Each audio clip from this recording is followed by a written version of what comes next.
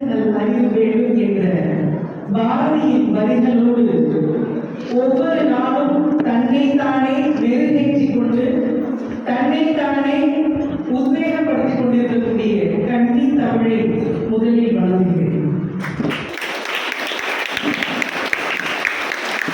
ஐயர்கள் கருவினில் ஏந்தி ஆகாரத்திற்காக மார்பினில் ஏந்தி அயன் போது மடியினில் ஏந்தி செய்த பிழைகளை மேனியில் ஏந்தி இன்னும் பிழைகளை மனதில் ஏந்த காத்திருக்கும் என் தாய் தந்தைக்கு என் பணிவான வணக்கத்தை தெரிவித்துள்ளேன்.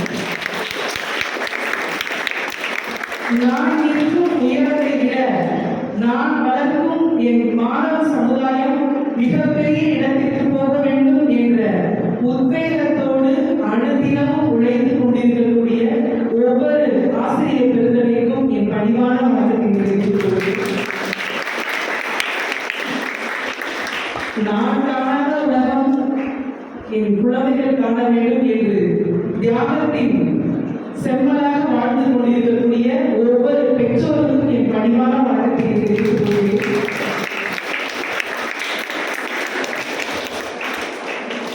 நம் தமிழகத்தினுடைய செயலர் ஓய்வு பெற்ற செயலருக்கு இறையன் வாயிலே சொல்லக்கூடிய ஒரு அருமையான வார்த்தை, if not you then who else, if not now then when.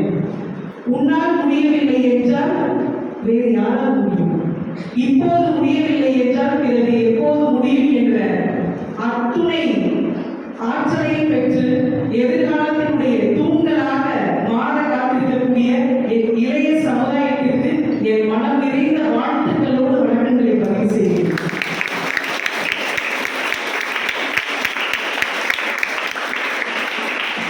வெள்ளையர் போய் வேங்கையர் வந்தனர், மன்னர்கள் போய் மக்கள் வந்தனர், அடக்குமுறை போய் ஆனந்தம் வந்தது, அரசியலமைப்பை ஏற்று குடியரசு வந்தது, அரசியலமைப்பை ஏற்று குடியரசு வந்தது. உங்கள் அனைவருக்கும் 76வது குடியரசு தின வாழ்த்துக்களை உடைய பதிவு செய்கிறேன். இந்திய நாட்டினுடைய மிகப்பெரிய பெருமை என்ன தெரியுமா? உலகத்திலேயே உலக நாடுகளிலேயே கையினால் எழுதப்பட்ட மிகப்பெரிய அரசியல் அமைப்பு நமது இந்திய நாட்டினுடைய அரசியல் அமைப்பு மட்டும்தான். அது எந்த நாட்டுக்கும் கிடைக்காத ஒரு பெருமை நமது இந்திய அரசியல் அமைப்புக்கு கிடைத்துள்ளது. குறிப்பாக சொல்ல வேண்டும் என்றால் 8 பிரிவுகளில் 395 சட்ட பதிவுகள் கொண்டு உலக நாடுகளுக்கெல்லாம் முன் உதாரணமாக விளங்கக்கூடிய நம் நாட்டினுடைய குடியரசு தின விழா என்பது இந்தியராகிய ஒவ்வொருவரும் பெருமை கொள்ளக்கூடிய ஒரு நாளாகத்தான் சொல்ல வேண்டும். காரணம் என்னவென்றால், சாதி மதம் இனம் மதம் மொழி கடந்து நாம் அனைவரும் சமம் என்று சொல்லக்கூடிய தியாகங்களை போற்றக்கூடிய ஒரு உன்னதமான நாள் என்றால் அது குடியரசு தின விழா மட்டும்தான். அப்படிப்பட்ட நாளினை ரொம்ப சிறப்பான ஒரு முறையிலே ஏற்பாடு செய்து கொண்டிருக்கக்கூடிய கிறிஸ்துராஜா பள்ளிக்கு முதலில் என் பணிவான பாராட்டுகளையும் நன்றியையும் நான் பதிவிட்டுக் கொள்கிறேன். இதில் சார் பேசும்போது கூட ஒரு விஷயத்தை பதிவு பண்ணாங்க. இப்போ இதுக்கு முன்னாடி பேசின 2 மாணவ மாணவிகள் பத்தி நீங்க ஏதாவது சொல்ல நினைக்கிறீங்களா அப்படின்னு கேட்டாங்க. சார், நான் திறந்த மனதோடு சொல்றேன், நிச்சயமாக இந்த இடத்துல உங்களை தான் நான் தலைவணங்குறேன். காரணம் என்ன அப்படின்னா, வாலியினுடைய வரிகள் ஒன்று இருக்கும், ஊக்குவிப்பவர்கள் ஊக்குவித்தால் ஊக்குவிப்பவர் கூட ஊக்குவிப்பார், ஊக்குவிப்பவர்கள் ஊக்குவித்தால் ஊக்குவிப்பவர் கூட ஊக்குவிப்பான் அப்படின்னு சொல்லுவாங்க. இப்ப இந்த பள்ளியில் படிக்கக்கூடிய மாணவ மாணவிகளை நீங்க உத்வேகப்படுத்துனீங்கன்னா தவறாக என்ன வேண்டாம், அதுல ஏதோ ஒரு ஓரவஞ்சல் இருக்குன்னு சொல்லலாம். ஆனால் தன் சார்ந்த பள்ளிகள் மற்ற திறமையான ஆட்களுக்கும் ஒரு அங்கீகாரம் கொடுக்கணும்னு நினைக்கிறது அவ்வளவு சாதாரணமான ஒரு விஷயம் கிடையாது. அதை நீங்க ரொம்ப சிறப்பா பண்ணிட்டு இருக்கீங்க. அதற்காக தான் நீங்க சிறந்தார்ந்த பணிவான வணக்கத்தை நான் பதிவு செய்கிறேன்.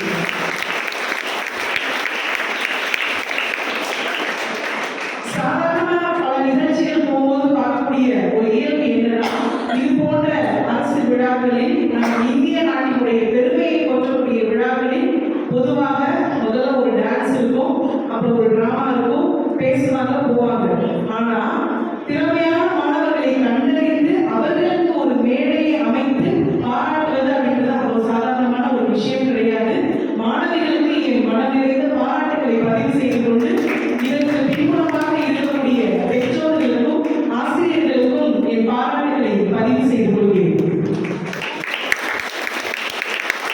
ரொம்ப சிறப்பான ஒரு விஷயம் இல்லைங்களா?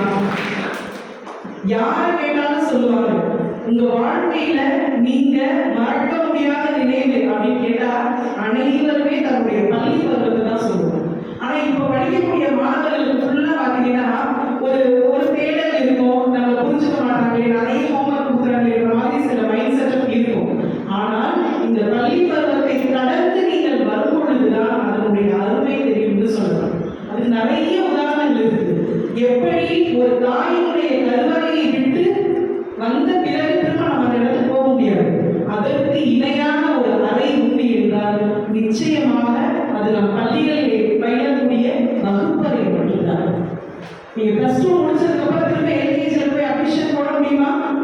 வாய்ப்பில்லை ராஜா. அதுதான் உண்மை. ஆக ஒரு தாய்க்கு எப்படி கருவறை என்பது பொக்கிஷமோ அதே போல ஒவ்வொரு மாணவ மாணவிகளுக்கும் வகுப்பறை என்பது மிகப்பெரிய பொக்கிஷம். ஆனா ஒரு பெரிய விஷயம் என்ன தெரியுமா? இன்றைய காலகட்டத்தில் எல்லா மாணவர்களும் ரொம்ப ஸ்மார்ட்டா திங்க் பண்றாங்க. கொஞ்ச காலத்துக்கு முன்னாடி ஒரு வாசகம் இருந்தது, மாதா பிதா குரு தெய்வம். ஆனால் இன்றைய நிலை மாறிவிட்டது, மாதா பிதா கூகுள் தெய்வம்னு மாறிடுச்சு. அவங்க ஒரு விஷயம் இருக்கிறாங்க, என்னன்னா உங்ககிட்ட சில இடங்களில் உங்ககிட்ட நாங்க ஏதாவது சந்தேகம் கேட்டா நான் ஓய்வா இருக்கிற நேரத்துல வந்து கேளு, அல்லது அதுக்கப்புறம் வந்து கேளு, நான் அதுக்கு பதில் சொல்றேன்னு சொல்றாங்க. ஆனா நாங்க என்ன கேள்வி கேட்டு முடிக்கிறதுக்குள்ளேயுமே அத்தனை வயதிலேயே எங்களுக்கு கொடுக்கறது கூகுள் மட்டும்தான் ஒரு எக்ஸ்பிளனேஷன் வேற இன்னைக்கு இருக்கக்கூடிய யங் ஜெனரேஷன் சொல்லிட்டு இருக்காங்க. மாணவர்களே, உங்களுக்கு ஒரு விஷயத்தை வந்து நான் பதிவு பண்றேன். நீங்க எவ்வளவு டெக்னாலஜி வரலாம், ஆர்டிபிஷியல் இன்டெலிஜென்ஸ், சாட் ஜிபிடி வரலாம், ஆனா அவங்க எல்லாருமே நீங்க கேட்கக்கூடிய கேள்விகளுக்கு மட்டும்தான் பதில் சொல்லுவாங்க. ஆனா உங்களுடைய முகத்தை பார்த்து, உங்களுடைய கண்களை பார்த்து, உங்களுக்கு என்ன வேணும், உங்களுக்கு என்ன வேணாம், உங்களுக்கு எந்த விஷயத்தை தெரியப்படுத்தணுன்ற அத்துணை உத்திகளும் சூத்திரங்களும் நிச்சயமாக ஆசிரியர்களுக்கு மட்டும்தான் உண்டுங்கிறத நீங்க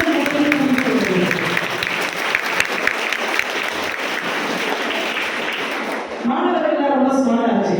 ஒரு சின்ன கேள்வி மாணவர்களுக்கு வைக்கப்பட்டது, உப்பு என்பது சைவமா அசைவமா? சிம்பிளான ஒரு கொஸ்டின்.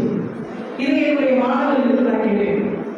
கல்லூரி இல்லையா, உங்களை தாண்டி நிறைய சேட்டைகள் பண்ணக்கூடிய அந்த கல்லூரியில ஒரு மாணவிகளுக்கு இந்த கேள்வி வைக்கும் பொழுது ஒரு மாணவி எடுத்து சொல்றாங்க. ரொம்ப நேரம் ஆழ்ந்த சிந்தனைக்கு போனதுக்கு அப்புறம் ஒரு பதில் வருது. மேம், எனக்கு பதில் தெரியும். என்ன? உப்பை நீங்கள் சாம்பார்ல போட்டீங்கன்னா அது சைவம், மீன் குழம்புல போட்டீங்கன்னா அது அசைவம் சொல்லுவாங்க. அப்ப இன்னும் ஸ்மார்ட்டா இருக்கக்கூடிய ஸ்டூடெண்ட்ஸ் ஏன் ஏதோ ஒரு இடத்துல தடுவாங்க அப்படின்னா, ஒரு விஷயத்தை பதிவு பண்ணிட்டு நம்மளுடைய தலைப்புக்குள்ள போயிடலாம். இப்போ பேசின மாணவிகள் பார்க்கும்போது அவ்வளோ ஒரு பூஸ் பம்ப்ஸா இருக்கு. ஏன்னா நான் 7ஆம் வகுப்பு படிக்கும் போது இந்த மாதிரி மேடை பேச்சை நான் தொடர்ந்தேன். அப்படிப்பட்ட வாய்ப்பு எல்லாருமே கிடைச்சது. ஆனா இந்த மாணவ சமுதாயத்தையும் ஆசிரியர் சமுதாயத்தையுமே புரட்டி போட்ட ஒரு நிகழ்வு என்ன அப்படின்னா, நம்முடைய வரலாற்றிலேயே குறிப்பிட்டு சொல்லக்கூடிய ஒரு நிகழ்வு என்னவென்றால் ஒன்னே ஒன்றுதான், online class. Please raise up your hands. How many of you like online class? Please, to be frank, online class எனக்கு ரொம்ப பிடிச்சிருக்குன்னு சொன்னவங்க மட்டும் கை தூக்குங்க. ஓகே ஓகே, இது என்ன விஷயம்னா, பெருமளவு பாதிக்கப்பட்டது மாணவ சமுதாயம் மட்டுமல்ல, ஆசிரியர் சமுதாயம் தான். இதை நான் சில இடங்கள்ல பதிவு பண்ணிட்டேன்னு நினைக்கிறேன். அதாவது இந்த கொரோனா காலகட்டத்தில் மாணவர்கள் என்ன பண்ணுவாங்கன்னா, ஸ்கூல்ல இருந்து ஒரு லிங்க் அனுப்புனா நீங்க லிங்க்குள்ள வருவீங்க, அட்டெண்டன்ஸ் போடுவீங்க, அதுக்கப்புறம் என்ன நடக்குது, ஏது நடக்குது, எந்த அசைன்மெண்ட், என்னைக்கு சமையல் பண்ணணுங்கிற அத்தனை விஷயங்களையும் உங்களை விட உங்களுடைய அம்மாவுக்கு தான் நல்லா தெரியும். அது திட்டமாக படுத்தக்கூடிய பாட்டிக்கு தாத்தாவுக்கு தான் நல்லா தெரியும். ஏன் தெரியுமா? அந்த கிளாஸ் முழுக்க அட்டன் பண்ணது அவங்க மட்டும்தான். நீங்க இல்லை, நிச்சயமாக நீங்க இல்லை. ஆனால் அதனுடைய விளைவு தான் இந்த இடத்துல பதிவு பண்ணணும்னு நினைக்கிறேன். ஒரு சின்ன உதாரணத்துக்காக, இந்த கொரோனா காலகட்டம் முடிஞ்ச பிறகு மாணவர்களுக்குள்ள சேர்ந்து ஒரு டிஸ்கஷன் பண்ணி படிக்கிறாங்க. அதாவது என்னன்னா, முக்கியமான கேள்விகளுக்கு தான் நம்ம எப்பவுமே முன்னுரிமை கொடுப்போம். அதிகமா மார்க் வரக்கூடிய கட்டுரை கடிதங்களுக்கு முக்கியத்துவம் கொடுத்து ஒரு மாணவர்கள் 2 பேர் சேர்ந்து பேசிக்கிறாங்க. இந்த எக்ஸாமுக்கு நண்பனுக்கு வாழ்த்து கடிதம் வரும் அப்படின்ற ஒரு விஷயத்த படிச்சுக்கணும்னு சொல்லிட்டு இந்த ஒரு இடத்துல நான் பதிவு பண்ணியிருக்கேன். ஒரு புரிதலுக்காக திரும்ப இதை நான் தொடரக்கூடிய ஒரு நிகழ்வு. அப்ப மாணவர்கள் 2 பேரும் சேர்ந்து என்ன பண்றாங்கன்னா, டிஸ்கஸ் பண்ணி அந்த கடிதத்தை படிக்கிறாங்க. நண்பனுக்கு வாழ்த்து கடிதம். அப்ப அழகா வருது கவிதை எல்லாம். அன்புள்ள நண்பன் சிவாவிற்கு உன் நண்பன் ரவி எழுதுவது. உன்னை போல் பல நண்பர்கள் எனக்கு இருக்கின்றனர், ஆனால் உன்னைத்தான் எனக்கு மிகவும் பிடிக்கும். பக்கத்து வீட்டு நண்பன் ஒருவன் இருக்கின்றான், ஆனால் என்னை விட என் அம்மாவிற்கு தான் அவனை மிகவும் பிடிக்கும்னு சொல்லி அழகா முடிச்சாங்க. இதுல என்ன ஒரு பெரிய சத்திய சோதனைனா, மாணவர்களுக்கு மட்டுமே தெரிஞ்ச ஒரு விஷயம். நான் ஒன்று நினைக்க தெய்வம் ஒன்று நினைக்கும். இதை படிச்சுட்டு போனது நண்பனுக்கு வாழ்த்து கடிதம். ஆனா கொஸ்டின் பேப்பர்ல என்ன வந்துருச்சுன்னா, அப்பாவுக்கு வாழ்த்து கடிதம்னு வந்துருச்சு. நம்ம எங்கெல்லாம் நண்பனுக்கு வந்ததோ அந்த இடத்துல ஃபுல்லா அப்பாவுக்கு போட்டாச்சு. இப்ப அந்த கட்டுரை கடிதத்தை படிச்சா எப்படி இருக்குன்னு யோசிச்சு பாருங்க. அன்புள்ள அப்பா சிவாவிற்கு உன் நண்பன் ரவி எழுதுவது. உன்னை போன்ற அப்பாக்கள் எனக்கு இருக்கின்றன, ஆனால் உன்னைத்தான் எனக்கு மிகவும் பிடிக்கும். பக்கத்து வீட்டு அப்பாவோடு இருக்கின்றான், ஆனால் என்னை விட என் அம்மாவுக்கு தான் அவனை மிகவும் பிடிக்கும்.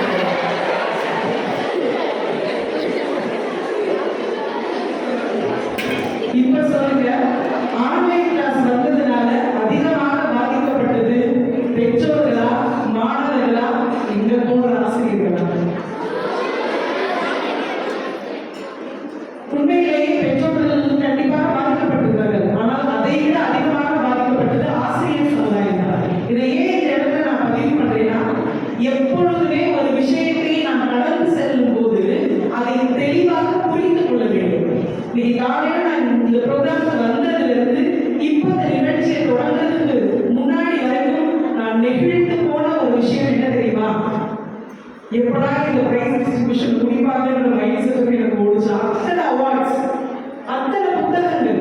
ஏன்னா புத்தகம் அப்படின்றது பார்த்தீங்கன்னா நம்ம தலை குறித்து தான் படிக்கிறோம், ஆனால் வாழ்க்கையை உயர்வதற்கு அடிப்படை அந்த புத்தகம் தான். அந்த புத்தகத்தை பரிசீலிக்கிறது அவ்வளோ மிக சிறப்பாக இருந்தது.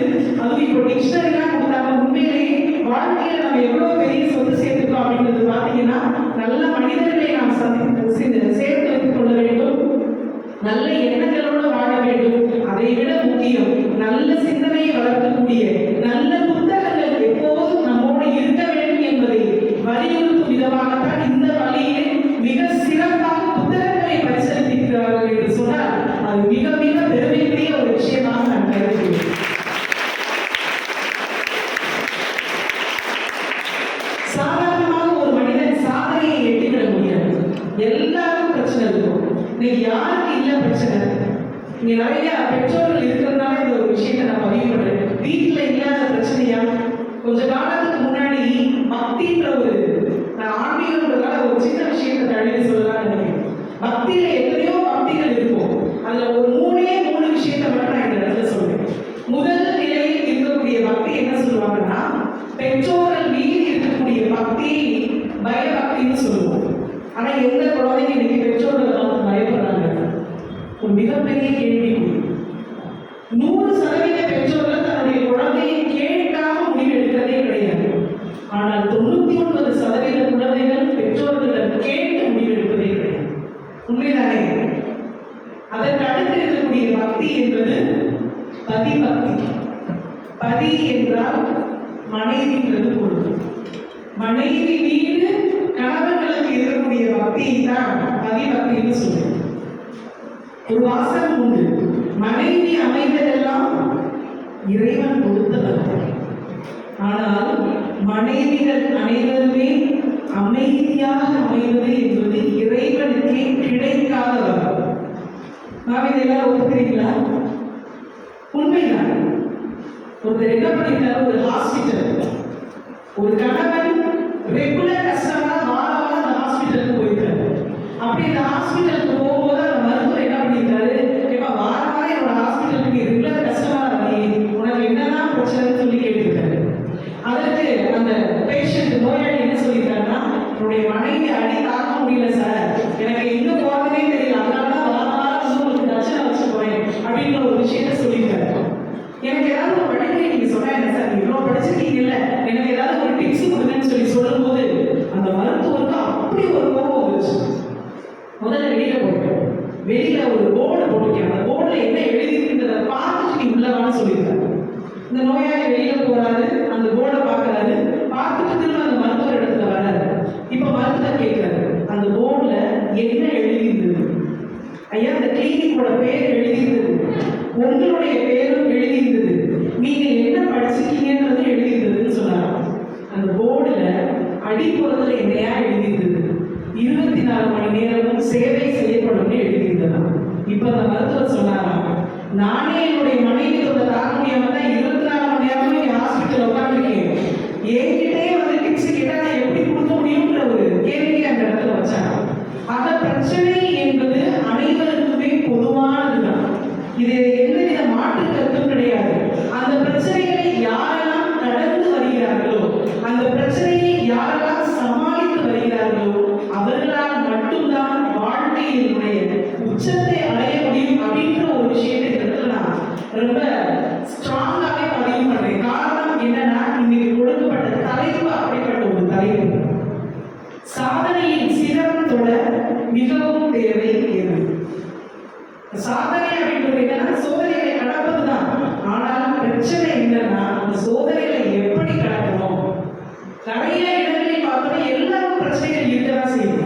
4 வயதில் தானாக நடந்தால் அது வெற்றி, 8 வயதில் தனியாக வெளியே சென்று அதே போல் வீட்டுக்கு திரும்பி வந்தால் அதுதான் வெற்றி, 12 வயதில் நமக்கு நல்ல நண்பர்கள் கிடைத்தால் அதுதான் வெற்றி, 18 வயதில் ஓட்டுநர் உரிமம் பெற்றால் அதுதான் அன்றைய காலகட்டத்தில் வெற்றி, 22 வயதில் பல்கலைக்கழகத்தினுடைய பட்டதாரியாக வெளியே வந்தால் அதுதான் வெற்றி, 25 வயதில் ஒரு நல்ல சம்பளத்தில் நல்ல வேலை கிடைத்தால் அதுதான் வெற்றி, 30 வயதில் குடும்பத்தை நல்ல முறையில் நம்மால் அமைத்துக் கொள்ள முடியும் என்றால் அதுதான் வெற்றி, 35 வயதில் போதுமான சம்பாத்தியம் நம்மிடத்திலே இருந்தால் அதுதான் வெற்றி, 45 வயதில் இளைஞர்கள் போல உடலமைப்பை தக்க வைத்துக் கொண்டால் அதுதான் அன்றைய காலகட்டத்தில் வெற்றி, 50 வயதில் தன் குழந்தைகளுக்கு நல்ல கல்வியை யாரால் கொடுக்க முடிகிறதோ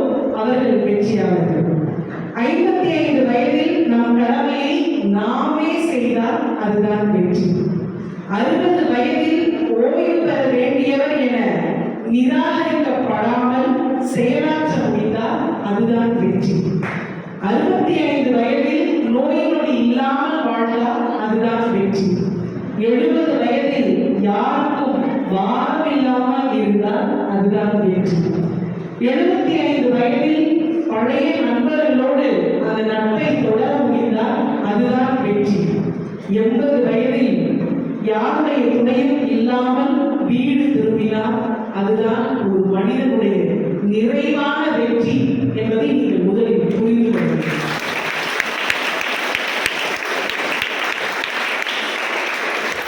எல்லாருக்கும் ஒரு மிகப்பெரிய சந்தேகம் வரும், 80 வயசா, 102 வயசுல பர்த்டே செலிப்ரேட் பண்ணி கேக் கட் பண்றாங்கன்னு நாங்க எங்கேயோ இணையதளத்துல தான் பார்த்தோம் அப்படின்ற ஒரு கேள்வி நமக்கு புரியுது. தும்மலில் மட்டும்தான் நாம் அனைவருக்கும் ஆயுள் நீண்டு கொண்டு போகிறது. ஏன்னா நீங்க வேறு 12 வயது மாணவிக்கு இன்னைக்கு மாரடைப்பு, இவ்வளவு பெரிய ஒரு ஷாக்கிங் நியூஸ். இது வருத்தப்படக்கூடிய ஒரு விஷயம். இதற்கு நாம் என்ன செய்ய வேண்டும் என்றால், எப்படி நமது மனதை ஒருநிலைப்படுத்தி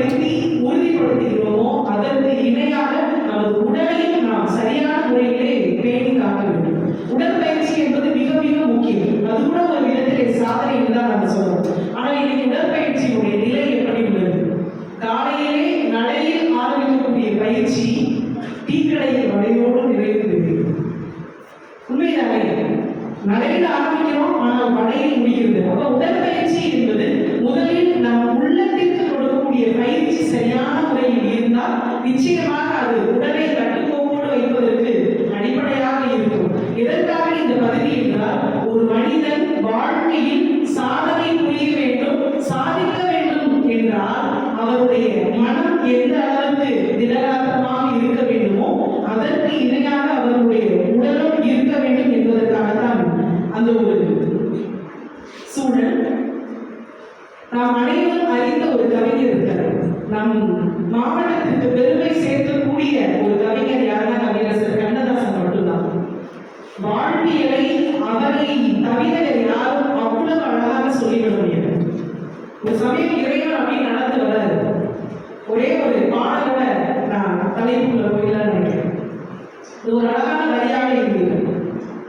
கடவுள் ஒரு நாள் உலகை காண தனியே வந்தாராம், கண்ணில் கண்ட மனிதரை எல்லாம் நலமாயின்றாராம். ஒரு மனிதன் வாழ்வை இனிமையின்றான், ஒரு மனிதன் அதுவே கொடுமை என்றான். இதை நம்ம பார்க்க வேண்டிய விஷயம், கடவுள் வராத மனிதனிடத்திலே வாழ்க்கை எப்படி போகுது அப்படின்னு கேட்கிறாரு. அதுக்கு ஒரு மனிதன் என்ன பதில் சொல்றாருன்னா, வாழ்வை இனிமைன்னு சொல்றாரு. அப்ப அடுத்தவர் என்ன சொல்லியிருக்கணும்? வாழ்வை தானே கொடுமைன்னு சொல்லியிருக்கணும். ஆனா அவர் அப்படி சொல்லல. யார் வாழ்வை இனிமைன்னு சொல்றாரோ அதுவே கொடுமைன்னு சொல்றாரு. ஒருவருக்கு இனிமையாக இருக்கக்கூடிய வாழ்வு ஒருவருக்கு இனிமையாக இருப்பதில்லை. அதைத்தான் அந்த பாடலிலே அவர் பதிவு செய்கிறார். அதற்கு அடுத்த ஒரு விஷயத்தை சூட்சமமாக சொல்கிறார் கவியரசர் கண்ணதாசன். கள்ளம் இல்லா பிள்ளை உள்ளம் நான் தந்தது. கள்ளம் கவனமே இல்லாத ஒரு பிள்ளை உள்ளதுனால கொடுத்து நான் உங்களை படைச்சேன். காசும் பணமும் ஆசையும் இங்கே யார் தந்தது? நீங்க தானே அதுக்கு காரணம். நான் கொடுத்தது, உங்களை படைத்தது எந்த கள்ள கவனமும் இல்லாத ஒரு மனிதனாகத்தான் படைத்தேன். அதன் இடையே துன்பத்திற்கு காரணம் நீங்க தான் ஒரு விஷயத்தோட அந்த பாடல் வருகிறேன். ஆக பிரச்சனை என்பது நம்மால் உருவாகிறது. நம்மளால ஒரு பிரச்சனை உருவாச்சு அப்படின்னா அதற்கான சொல்யூஷனும் அதற்கான தீர்வும் நிச்சயமாக நம்மிடத்திலே தான் இருக்கு என்பதை அடிப்படையாக கொண்டு மிக அழகான ஒரு தலைப்பு கொடுக்கப்பட்டுள்ளது. சாதனையின் சிகரத்தோட மிகவும் தேவை என்று சுய உந்துதல் என்று சொல்லக்கூடிய செல்ஃப் மோட்டிவேஷன், அதற்கு அடுத்து சுய ஒழுக்கம் என்று சொல்லக்கூடிய செல்ஃப் டிசிப்ளின் அண்ட் சுய நம்பிக்கை என்று சொல்லக்கூடிய செல்ஃப் பிலீஃப் என்று 3 அருமையான ஒரு தலைப்புகள் கொடுக்கப்பட்டுள்ளது. இந்த 3 தலைப்பையும் பேசுவதற்காக உத்வேகத்தோடு கிட்டத்தட்ட ஒரு 21 மாணவ மாணவிகள் ரொம்ப சிறப்பா பேச போறாங்க. அவங்க என்ன சொல்றாங்கன்ற விஷயத்தை நம்ம எல்லாரும் பொறுமையா இருந்து கேட்டு ஒரு மனிதனுடைய வாழ்க்கையில் உச்சகட்டத்தை அடைந்து நிலையான வாழ்க்கையை வாழ்வதற்கு எது அடிப்படை என்ற நோக்கோடு இந்த பேச்சரங்கமானது துவங்குகிறது. முதலில் சுய உந்துதல் செல்ஃப் மோட்டிவேஷன் பற்றி பேசுவதற்காக ஆஷா கபீர் அவர்களை இந்த கவனத்தோடு அழைக்கிறேன்.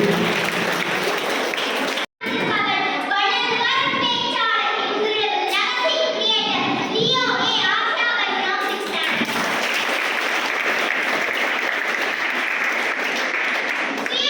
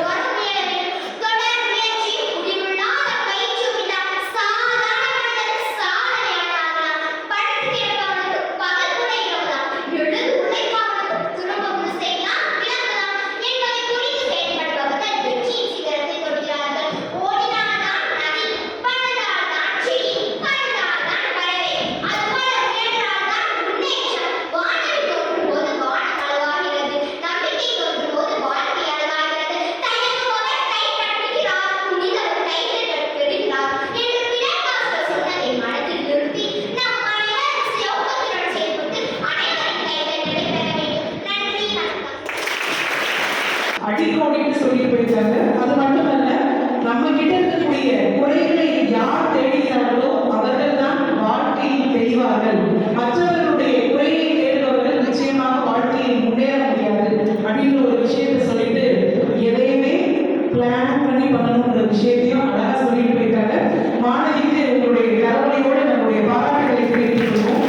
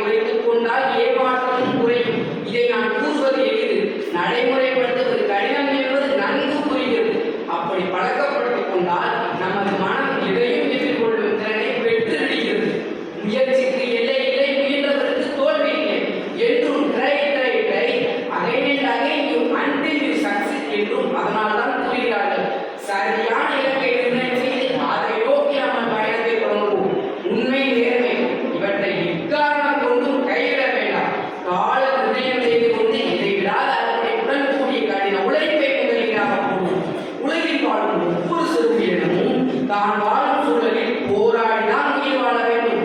சுய நம்பிக்கையுடன் போராடினால்தான் உயிர் வாழ முடியும். இது இயற்கை விதி, உலக பொதுவியல். இதில் தன்னம்பிக்கை ஒன்றுதான் நம்மை வாழ வைக்கும். உறவு பணபலம் எல்லாம் இரண்டாம் பட்சம்.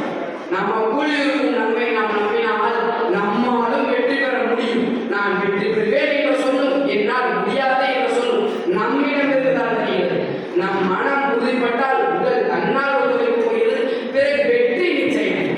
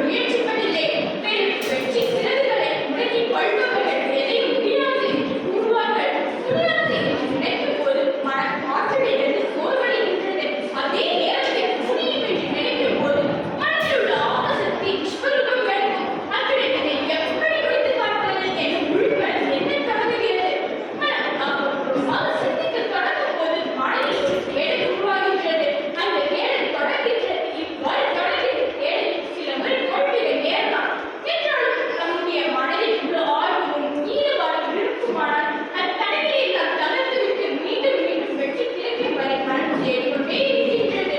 ஒருவேளை நம்முடைய மனதில் ஒரு ஆர்வமும் ஈடுபாடும் இல்லாது போனால் சிறு சிறு தோல்விகளையும் சிக்கல்களையும் மனம் தாங்க முடியாமல் சிதைந்து போய்விடுகின்றது.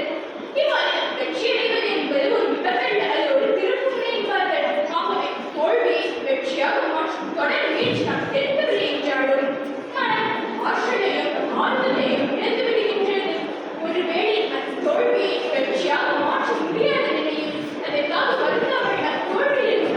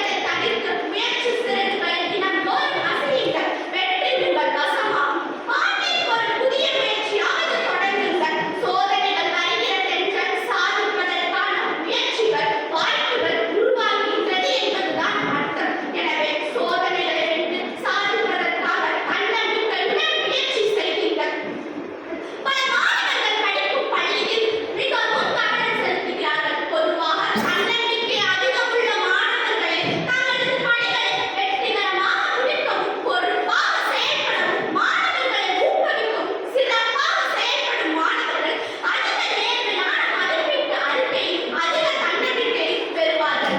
அழுவதன் மூலம் எதையும் அடைந்துவிட முடியாது. எழுவதன் மூலம் எதுவும் இயலும். சேர்ந்து விட்டால் உன்னை சுற்றி சுவர் எழுப்பி விடுவார்கள். புறப்பட்டு விட்டால் நீ போகும் பாதையை எவராலும் பூட்டி வைக்க முடியாது. நீ சுமக்கின்ற நம்பிக்கை நீ கீழே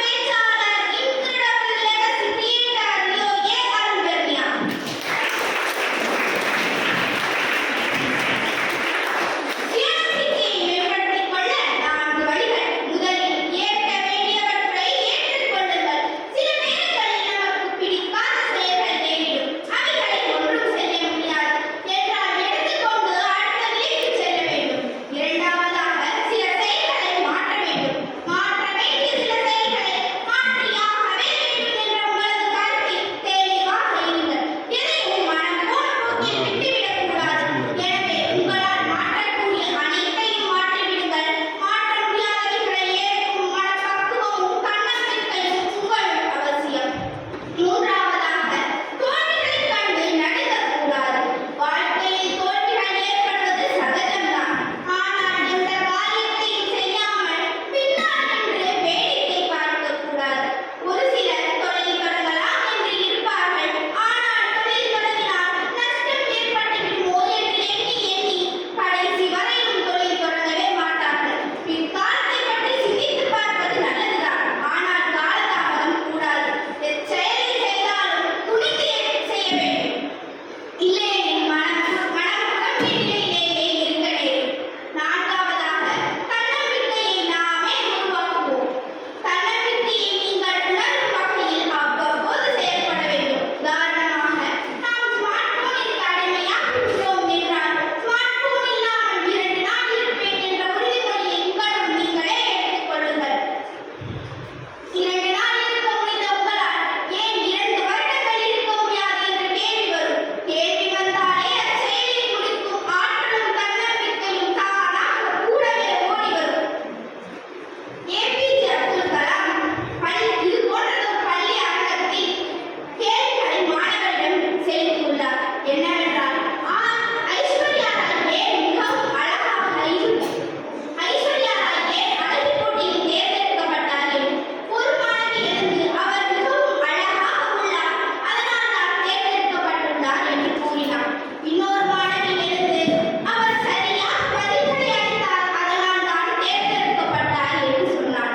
மூன்றாவதாக ஒரு மாணவி எழுந்து சொன்னார், நான் போட்டியில் கலந்து கொள்ளவில்லை, அதனால் தான் அவர் ஜெயித்து விட்டார் என்று.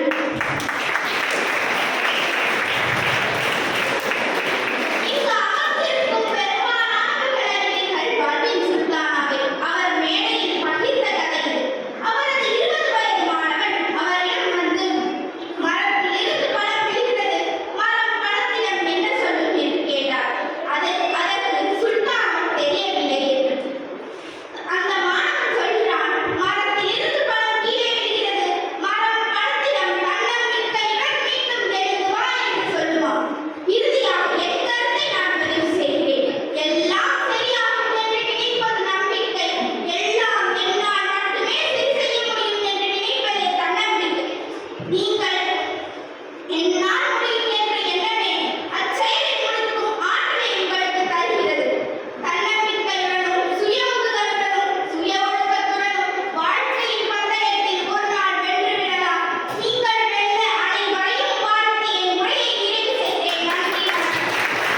வாழ்க்கையில் சார்ந்த உதாரணங்களை ரொம்ப அழகா பதிவு பண்ண மாணவிக்கு மீண்டும் ஒரு முறை என்னுடைய பாராட்டுகளை தெரிவித்துக் கொள்கிறேன்.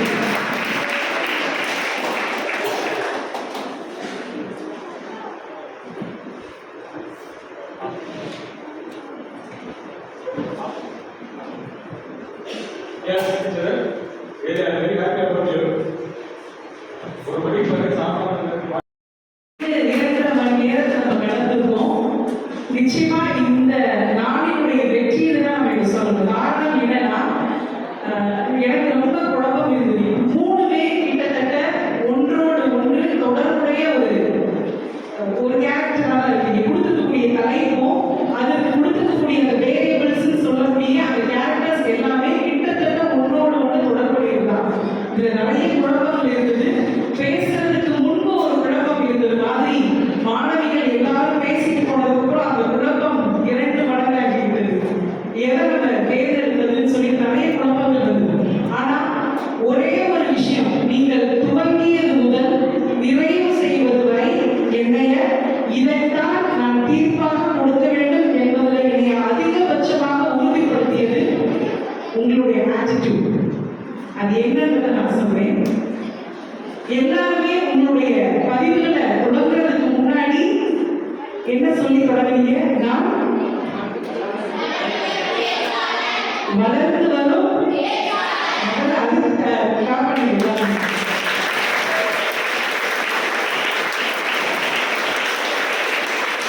வளர்ந்து வரும் பேச்சாளர் அப்படின்ற ஒரு உத்வேகத்தை உங்களுடைய ஆசிரியர்கள் கொடுத்துருக்கலாம், உங்களுடைய பெற்றோர்கள் கொடுத்துருக்கலாம், ஏன் உங்களுக்குள்ள கூட அந்த சுய நம்பிக்கை இருந்திருக்கலாம்.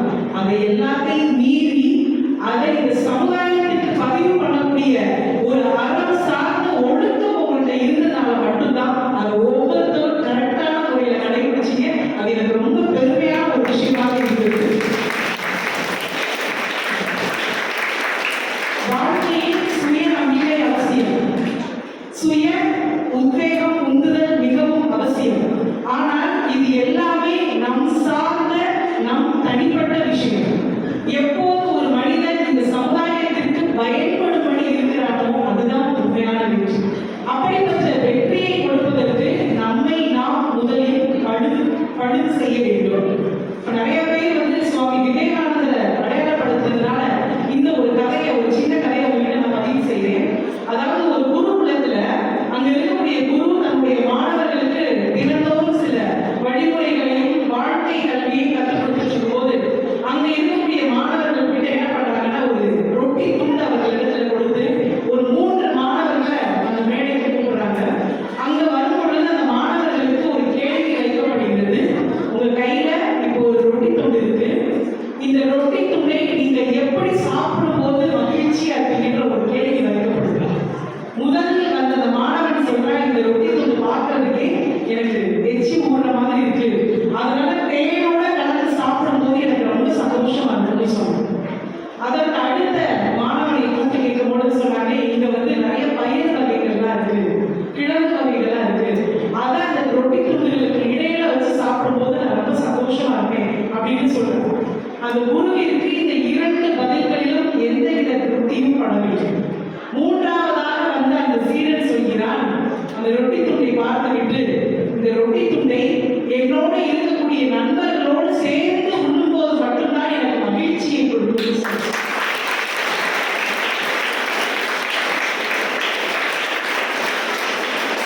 அதுதான் வாழ்க்கையில் இருக்கக்கூடிய புரிதல். நமக்கு மட்டும் சந்தோஷம் கிடைக்காம நம்ம சார்ந்து இருக்கக்கூடிய ஒவ்வொருவருக்கும் மகிழ்ச்சி கிடைக்கணும்னு எப்போ ஒரு மனிதன் நினைக்கிறானோ அதுதான் உண்மையான அறிவு, அதுதான் உண்மையான ஞானம் என்பதை நாம் புரிந்து கொள்ள வேண்டும்.